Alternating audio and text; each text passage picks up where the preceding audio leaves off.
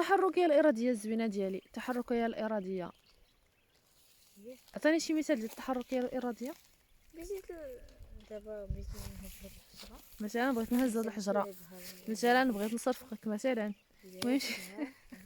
المهم شي حاجه المهم بغيت ندير شي حاجه، يعني اريد ان افعل شيئا فعلا ما، هذه تحركيه اراديه ياك. ما هو دور الاعصاب؟ دور الأعصاب هي هو إرسال السيالة العصبية. جواب خاطئ. ايوا نركزوا شويه، نركزوا شويه باش تعرفي. خصك تخيلي المسار ديال السياره العصبيه او الرساله العصبيه، منين كتجي والى اين تذهب وشكون اللي كينقلها. كتنقلها الأعصاب. اذا ما هو دور الاعصاب؟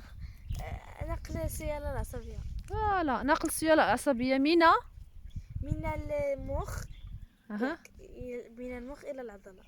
نعم، من المخ الى العضله التي ستقوم بالحركيه الاراديه. مزيان. دابا العكس، الحركه الانعكاسيه. عطيني شي مثال ديال الحركه الانعكاسيه او الحركه اللا اراديه. إلى مستي شي حاجة سخونة، مثلا حطيتي يدي على شي حاجه سخونه ودرت هكذا، هذه تحركيه انعكاسيه. درتي بحال هكا.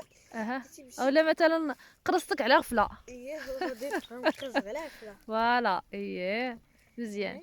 اها، هذه تحركيه انعكاسيه.